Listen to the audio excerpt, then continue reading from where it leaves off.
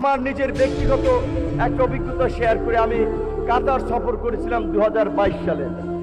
আমাদের বাংলাদেশি আলেমরা আমাকে একটি সংবর্ধনা দিয়েছিল। পরে আমি অনেককে জিজ্ঞেস করেছিলাম আপনারা কিরকম সুযোগ সুবিধা পান। বেশ কয়েকজন আলেম তাদের ল্যান্ড ক্রুজার গাড়িতে তারা নামাজ পড়তে আসেন। আমাকে ল্যান্ড ক্রুজার গাড়ি বাংলাদেশে আপনার বলতে গেলে প্রায় 4 কোটি টাকার মতো পড়ে যাবে। সেটা বলে যে এটা সরকার তাদেরকে দিয়েছে। তারা একটা বাড়িতে থাকে। আমি দুইজন আলেমের বাসায় দাওয়াত খেয়েছি। ওই একটা বাড়ি, সেটাও মোটামুটি সুন্দর, বেতন প্রায় 4 থেকে 5 লক্ষ টাকা। মিডল ইস্টে আমাদের দেশের হাফেজরা আলেমরা, আর আমাদের দেশে আমরা বলি 92% মানুষ মুসলমান। এই দেশের সবচেয়ে উপেক্ষিত আলেম ওলামারা, মসজিদের ইমাম মুয়াজ্জিনরা।